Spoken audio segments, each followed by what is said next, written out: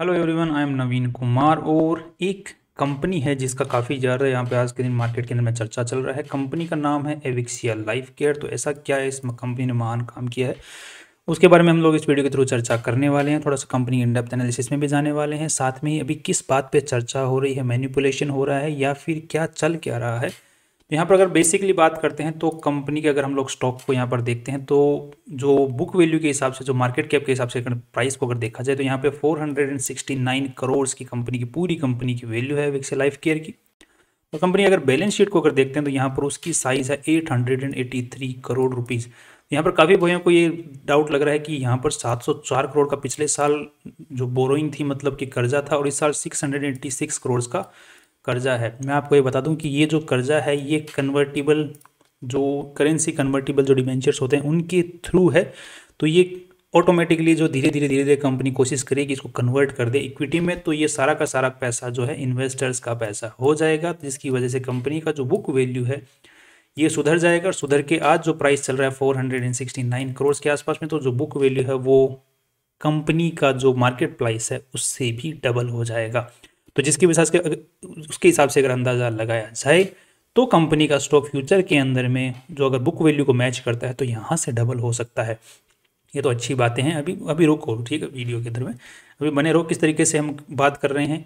दूसरी चीज़ कंपनी के बारे में पॉजिटिव जो बताई जा रही है वो ये है कि कंपनी ने फिलहाल ही एक कोई दूसरी कंपनी है विट्ठल मेडिकेयर प्राइवेट लिमिटेड, उसके अंदर में 51% की शेयर होल्डिंग खरीदी, मतलब मालिकाना हक खरीदा है। और ये जो विट्ठल मेडिकेयर है बैंगलोर बेस्ड कोई मेडिकल एजेंसी है, कोई कंपनी है कोई, जो कि पहले की चलती आ रही 2011-12 से। और अभी जो है फिलहाल इन्होंने 35 करोड़ रुपए में 51% शेयर होल्डिंग इस कंपनी में खरीद ली है। अब यहाँ पे ध्यान पे देखने वाली बात है कि जो विट्ठल वाली जो कंपनी है, इन्होंने पिछले 2022-23 का यहाँ पर डेटा है जिसके अकॉर्डिंग 38 करोड़ का सेल किया था, और 2021-22 के अंदर भी इन्होंने सेल किया था 66 करोड़ रुपए का। अभी पिछले सालों के मुकाबले जो रेवेन्यू है वो घटा है, बट 23-24 का भी डेटा इसका नहीं है, और 24 के बाद का डेटा भी यहाँ पर अवेलेबल नहीं कराया है कंपनी ने। तो हमें एक रियल अंदाज़ा नहीं मिल रहा है कि कंपनी ने जो इन्वेस्ट किया है कंपनी में वो सही में कितनी अच्छी है, किस तरीके से रेवेन्यू जनरेट कर रही है। बिकॉज रेवेन्यू वाइज अगर देखा जाए तो यहाँ पर डिक्रीजिंग ऑर्डर में दिख रहा है।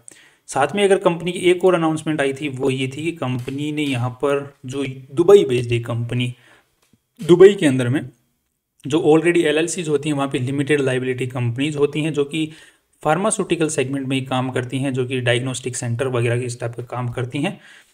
उन कंपनी, उस टाइप की 10 कंपनियों में इन्वेस्टमेंट किया है, जहाँ पर 190 करोड़ रुपए इस कंपनी ने इन्वेस्ट किए हैं अपनी सब्सिडरी के थ्रू। किस तरीके से सब्सिडरी के थ्रू किए हैं कि एविक्सिया लाइफ केयर जो ये कंपनी है इसकी एक सब्सिडरी है यूके के अंदर में, एविक्सिया लाइफ केयर अफ्रीका नाम से। उस कंपनी ने इन्वेस्टमेंट किया है दुबई के अंदर में एक नया स्पेशल पर्पस व्हीकल, मतलब एक होल्डिंग कंपनी बना करके उस होल्डिंग कंपनी में 190 करोड़ रुपए डाले हैं। तो जिसके थ्रू एक कंपनी जो है, ये जो 10 एंटिटीज़ हैं जिनका नाम यहाँ पर दिया हुआ है, इन 10 एंटिटीज़ के अंदर में कंपनी 51% शेयर होल्डिंग होल्ड करने वाली है। और बाकी जो 49% शेयर होल्डिंग है वो ये बाकी सब लोग अपनी अपनी कंपनियों में होल्ड करने वाले, जिन कंपनियों जो भी अभी हाल फिलहाल के अंदर में मालिक लोग हैं। सो एक एंटिटी बन जाएगी इन सभी की। तो ये काफ़ी पॉजिटिव न्यूज़ें अभी मार्केट के अंदर में आ रही हैं। तो ये हमें को सोचने को मजबूर कर रही हैं कि ऐसा क्या हो रहा है, कंपनी इन्वेस्टमेंट कर जा रही है, और वो भी मेडिकल सेक्टर के अंदर में बेसिकली इन्वेस्टमेंट कर रही है। साथ में ये पॉजिटिव्स है, ठीक है। नेक्स्ट अभी देख लेते हैं कंपनी का। अगर हम लोग इस चीज़ के ऊपर में एक जो सवाल उठता है, सवाल क्या उठता है कि अभी फ़िलहाल के तौर में बहुत सारे यूट्यूबर्स हैं, अच्छे अच्छे यूट्यूबर्स हैं, सेबी रजिस्टर्ड यूट्यूबर्स भी हैं, बिना सेबी रजिस्टर्ड यूट्यूबर्स हैं, क्योंकि इस चैनल के इस पर्टिकुलर कंपनी के ऊपर में अच्छे अच्छे वीडियोस बना रहे हैं। अब देखो यहाँ पर हमने जैसे शुरुआत में बात किया था कि कंपनी का ये जो लोन वाला स्ट्रक्चर है, लोन कन्वर्ट हो जाएगा इक्विटी में, इक्विटी में तो बाद में कंपनी का जो बुक वैल्यू है वो बढ़ जाएगा, जिसकी वजह से कंपनी की जो एक्चुअल शेयर होल्डिंग जो वैल्यू है वो बढ़ जाएगी। तो लोन वाला जो सेगमेंट है वो खत्म हो जाए, जिसकी वजह से ये जो है डेट फ्री कंपनी बन जाएगी फ्यूचर के अंदर में। जिस तरीके से भी कंपनी, क्योंकि कन्वर्टिबल डिबेंचर्स हैं तो वो कन्वर्ट हो जाएंगे इक्विटी में। तो इस तरीके से अगर देखा जाए तो कंपनी का स्टॉक यहाँ से डबल तो होना ही चाहिए। और अगर थोड़ा सा हवा पकड़ लिया या फिर और पॉजिटिविटी दिखाई जाए तो कंपनी का स्टॉक डबल ट्रिपल चौपल भी हो सकता है। वो जितना मैनिपुलेट करना चाहो उतना मैनिपुलेट मैनेजमेंट कर सकता है। मैनिपुलेट की मैंने यहाँ पे क्यों बात की है कि अगर हम लोग देखते हैं फिलहाल के ऊपर में, तो कंपनी का मैनेजमेंट ट्राई कर रहा है या फिर कोई और बाहर के दूसरे लोग ट्राई कर रहे हैं यानी जो मैनिपुलेट करना चाह रहे हैं स्टॉक को, वो जो एडवर्टाइजिंग या जो न्यूज़ एजेंसीज होती हैं, जो न्यूज़ पोर्टल्स होते हैं, उनके ऊपर में एडवर्टाइजमेंट के थ्रू अपने ही पोस्टर अपनी कंपनी की बड़ाई करवा रहे हैं। यहाँ पर अगर देख पा रहे हैं तो स्पॉन्सर्ड कंटेंट जो कि दिया गया है businessstandard.com, जो एक बहुत ही बड़ी जो फर्म है, जो कि न्यूज़ एजेंसी है, उसको यहाँ पर स्पॉन्सर्ड कंटेंट दे दे के यहाँ पर कंपनी की अच्छी खासी बढ़ाई दी गई। अब इसी न्यूज़ पोस्ट को जो है यूट्यूब वाले दिखा कर इस कंपनी की बढ़ाई कर रहे हैं। साथ में अगर यहाँ पर क्लियर कट देखते हैं तो यहाँ ये जो न्यूज़ एजेंसी वाले होते हैं, इनको क्लियर कट करके एडिटोरियल डिस्क्लेमर, तो ये जो है इस तरीके से एडवर्टाइजमेंट मतलब एडिटिंग, मतलब एक न्यूज़ की तरीके से एडिटर एडिट करके न्यूज़ की तरीके से किसी चीज़ को एडवर्टाइज करना होता है, एडिटोरियल तरीका होता है।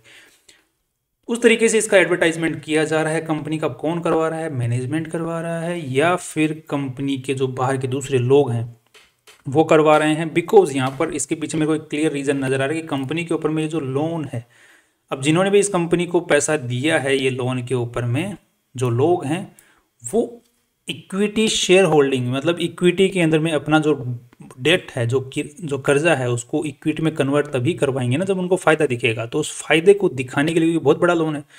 अब उस फ़ायदा दिखाना पड़ेगा, तो फ़ायदा दिखाएंगे कैसे? कि अब उन्होंने जब पैसे लगाए थे तो उनको पता था कि हमको जो अगर हम कन्वर्ट करवाते हैं तो हमको इस कंपनी का जो शेयर है वो ₹2.5 का पड़ेगा या ₹3 के आसपास का पड़ेगा, राइट। तो अब अगर इस स्टॉक का प्राइस अगर ₹7 चल रहा होता है और उनको दिखता है कि यार आज के दिन ₹3 के ऊपर में हमको कन्वर्ट होकर मिल रहा है शेयर, तो वो कन्वर्ट करवाने की कोशिश करेंगे। ऑफकोर्स ये बात है, अगर आप किसी को कर्जे पे पैसे दो ₹500 और वो बोले कि यार मैं तेरे काम करता हूँ, ₹1000 का सोने का सिक्का दे देता हूँ, तुम क्यों नहीं लोगे? तुम बिल्कुल ले लोगे। हाँ बिल्कुल बिल्कुल भाई, अगर ₹500 के बदले क्यों नहीं लोगे? वही चीज़ यहाँ पर किया जाए कि एक स्टॉक को पुश कर दो ऊपर की साइड में, ताकि जो लोगों ने कर्जा दिया है वो ऑटोमेटिक बोलें कि हमको कर्जे का पैसा जो जितना हमने दिया है ब्याज के सहित वो मत दो, इस कंपनी के शेयर्स ही हमको दे दो, ताकि हम इनके शेयर्स बेच के ज़्यादा मुनाफा कमा लेंगे। तो ये एक जो धारणा है, इसको यहाँ पर मुझे लग रहा है कि पुश किया जा रहा है। उसके साथ में पॉजिटिव्स भी हैं, बट ये एडवर्टाइजमेंट कर करके पुशिंग कर करके जो तरीका है, इस वाले तरीके से मुझे इस फेज़ में डाउट हो रहा है। अब अगर कंपनी का हम थोड़ा सा इनडेप्थ की अगर बात करें तो इसके ऊपर मैं ऑलरेडी एक वीडियो बना चुका हूँ। अगर आप लोगों ने उसको चेकआउट कर रखा है तो अच्छी बात है। बाकी थोड़ा सा एक बार फिर से इसके ऊपर में इन डेप्थ एनालिसिस करने की कोशिश कर लेते हैं, तो ज़्यादा टाइम नहीं लगेगा इसके अंदर में। अब जैसे कंपनी यहाँ पर बोल रही है कि एविक्सिया लाइफ केयर जो कंपनी है क्या काम करती है, केमिकल और एग्रीकल्चर सेक्टर की जो मतलब केमिकल्स की ट्रेडिंग करने का काम करती है। जो APIs होते हैं जो कि अलग अलग इंडस्ट्रीज़ के अंदर में काम आते हैं, तो उनका ट्रेडिंग का काम करती है, मतलब एक जगह से केमिकल्स को खरीदती है और दूसरी जगह बेचती है। अब यहाँ पर कंपनी की अगर हम लोग वेबसाइट को चेक करते हैं तो वहाँ पर दूसरी चीज़ें नज़र आती हैं। कंपनी बोल रही है कि हम अलग अलग जो सेगमेंट्स हैं उनके अंदर में काम करते हैं आज के दिन, बट जो सेगमेंट्स जिनके अंदर में कंपनी काम करती हुई वेबसाइट के ऊपर में क्लेम कर रही है, वहाँ पर तो कुछ भी नज़र नहीं आ रहा। अगर हम लोग कंपनी की एनुअल रिपोर्ट को चेक करते हैं किस तरीके से, अगर यहाँ पर हम लोग चेक करते हैं, कंपनी बोली फार्मास्यूटिकल जो केमिकल ट्रेडिंग की हम करते हैं, सीधी सी बात है। दूसरा कंपनी बोली हम लुब्रिकेंट्स में भी डील करते हैं, जो कि गाड़ियों के अंदर में जो लुब्रिकेंट डलता है उसके अंदर में डील करते हैं। फोटो ये दिखा रहा है कि लुब्रिकेंट दिखा रहा है, बट नीचे डिस्क्रिप्शन जो है APIs का ही दिया हुआ है कि कुत्तों के अंदर में हमारी दवाइयाँ काम आएंगी, केमिकल्स की तरह। क्या वेबसाइट बना रखी है, क्या बोलना चाह रहे हैं समझ के बाहर है। EV मैन्युफैक्चरिंग में भी हम लोग काम करते हैं, और EV मैन्युफैक्चरिंग में काम तो करते हैं, साथ में ही बोल रहे हैं कि हमने 2021 के अंदर वडोदरा में एक प्लांट ऑलरेडी इस्टेब्लिश कर लिया है। कंपनी वेबसाइट पर ये चीज़ बता रही है, जबकि इसका कहीं कोई काम चालू नहीं हुआ है। अगर हम लोग रेवेन्यू के अंदर में भी चेक करेंगे, कहीं कुछ नहीं है। वेबसाइट के ऊपर कंपनी ये भी बोल रही है कि हम प्लास्टिक रिप्रोसेसिंग प्लांट भी बना रहे हैं, जिसमें हम प्लास्टिक के जो प्रोडक्ट्स होते हैं उनको बनाएंगे, एडिबल ऑयल प्रोडक्शन भी करेंगे, और साथ में सॉफ्टवेयर, गोल्ड, एंटरटेनमेंट डिवीजन, पता नहीं क्या क्या ही करने वाले हैं। इतना कुछ हम लोग करने वाले हैं या फिर कर रहे हैं आज के दिन, जो कि कंपनी अपनी वेबसाइट पर क्लेम कर रही है। सिर्फ और सिर्फ अब तुम खुद ही बता दोगे यार। नेक्स्ट अगर हम लोग यहाँ पर देख लेते हैं कंपनी का जो एनुअल रिपोर्ट है, उसके हमने कुछ यहाँ पर स्नैपशॉट्स ले रखे हैं। जो एनुअल रिपोर्ट जो अभी 2024 की तो आई नहीं है, 2023 की यहाँ पर एनुअल रिपोर्ट हमारे सामने है। कंपनी बोली company operates in trading of chemical product segment only. अब यहाँ पर वेबसाइट के ऊपर कितनी सारी चीज़ें बताई हुई हैं, EV में भी, ऑयल में भी, उसमें भी। यहाँ पर कंपनी जो एनुअल रिपोर्ट है उसके अंदर में क्या बता रही है कि हम सिर्फ एक ट्रेडिंग इन केमिकल सेक्टर में ही काम करते हैं, इसके अलावा हम फालतू बकवास नहीं करते हैं। दूसरी चीज़, अगर कंपनी की हम लोग और चीज़ों की बात करते हैं तो ये कंपनी ने कुछ इन्वेस्टमेंट्स हैं जो कि कंपनीज के अंदर में इन्वेस्टमेंट कर रखे थे। AB ये कुछ प्राइवेट लिमिटेड कंपनी जिनके अंदर में लोन दिया हुआ था, और ये जो कंपनियां हैं ये स्ट्राइक ऑफ हो चुकी हैं, मतलब ख़त्म हो चुकी हैं। स्ट्राइक ऑफ मतलब इनको MCA की वेबसाइट से एज ए कंपनी मानना बंद कर दिया है, इनको हटा दिया गया है। तो ये पैसा जो है मोस्ट प्रोबेबली डूब चुका है।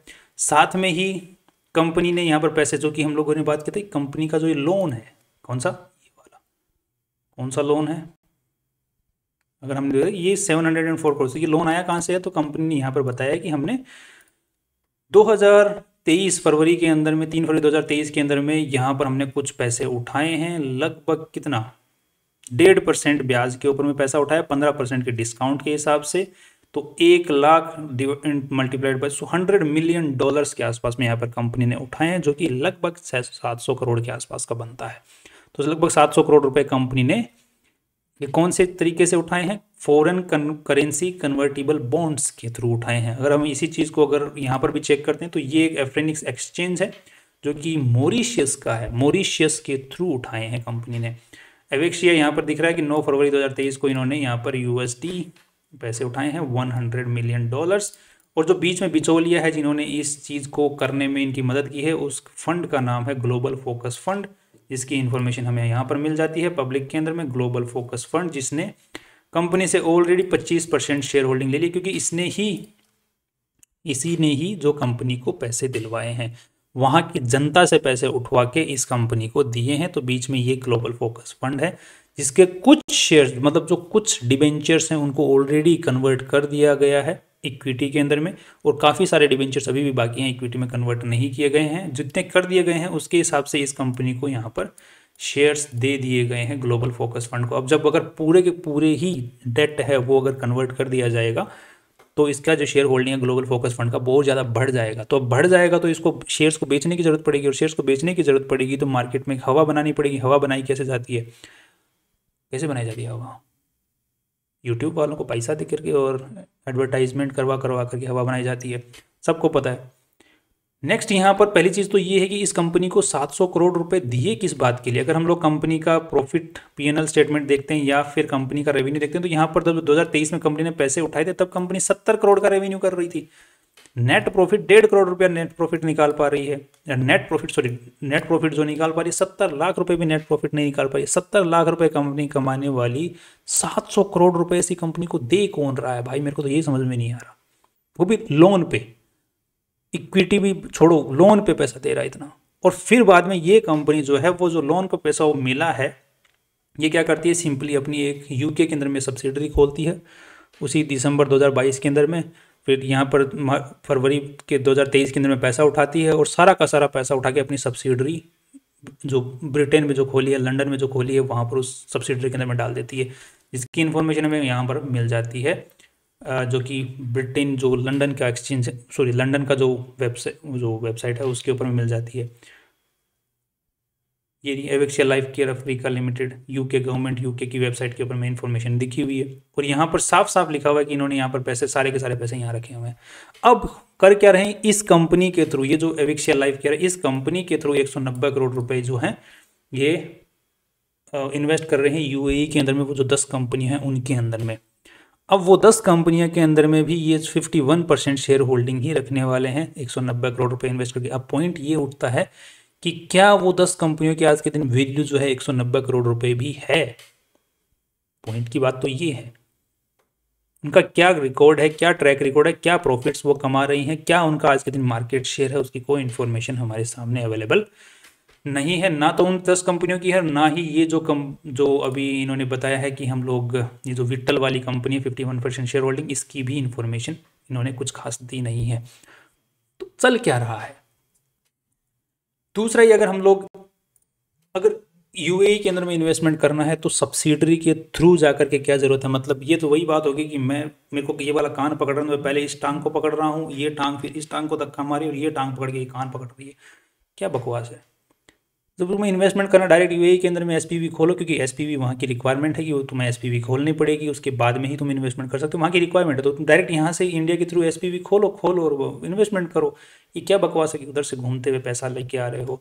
ताकि यूजुअली क्या होता है ना कि जब लोन पे पैसा उठाया हुआ है तब उसको कहीं ना कहीं इन्वेस्ट करना पड़ेगा, वरना इन्वेस्टर्स जो हैं वो उनको तो दिखाना भी पड़ेगा कि हम पैसा इन्वेस्ट कर रहे हैं, कहाँ कहाँ कर रहे हैं, तभी तो वो जो लोन पे जिन्होंने पैसा दिया हुआ है वो करेंसी एक्सचेंज करवाएंगे अपने बॉन्ड्स को, किस में, इक्विटी के अंदर में। और इक्विटी के अंदर में सिर्फ पड़ा क्या होगा, सिर्फ इन्वेस्टर्स बैठे होंगे, क्या लेके बैठे होंगे, बाबा जी का ठुल्लू लेके बैठे होंगे, क्योंकि कंपनी जो इन्वेस्टमेंट कर रही है उनकी अभी तक कोई वो लेजिटिमेशन नहीं है कि वो किस तरीके से कितना पैसा डिजर्व करती हैं। वो प्राइवेट लिमिटेड कंपनियां जिनके अंदर में कंपनी 35 करोड़ या फिर 190 करोड़ रुपए जिनमें कंपनियां डाल रही हैं, उनका अभी तक कोई भी पूरा इन्फॉर्मेशन अवेलेबल नहीं है मार्केट के अंदर में।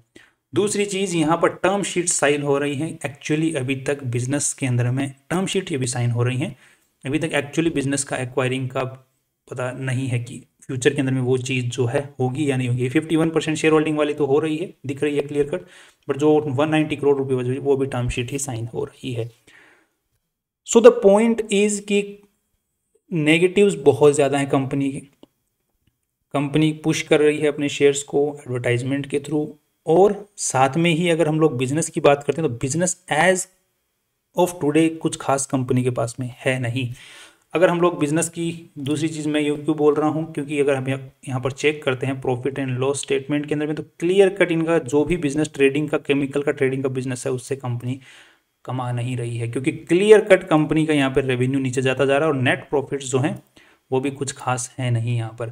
साथ में अगर हम लोग ये भी देखेंगे कि कंपनी जो पैसा कमा रही है, मतलब जो क्लेम कर रही है कि कमा रही है, हम कमा रहे हैं ऐसा बोल रही है क्योंकि रेवेन्यू जनरेट हो रहा है, तो यहाँ पर अदर एसेट्स के सेगमेंट में अगर हम लोग चेक करते हैं तो ट्रेड रिसीवेबल्स बने हुए हैं यहाँ पे 31 करोड़ 44 करोड़। दैट मीन्स की कंपनी प्रॉफिट छोड़ो, जो पैसा कंपनी सेल कर पा रही है, जो प्रोडक्ट्स, उनका पैसा ही रिकवर नहीं कर पा रही है, कैश रिकवर नहीं कर पा रही है। कागजों में प्रॉफिट है बट एक्चुअली फिजिकल वर्ल्ड के अंदर में कंपनी पैसा जनरेट ही नहीं कर पा रही है।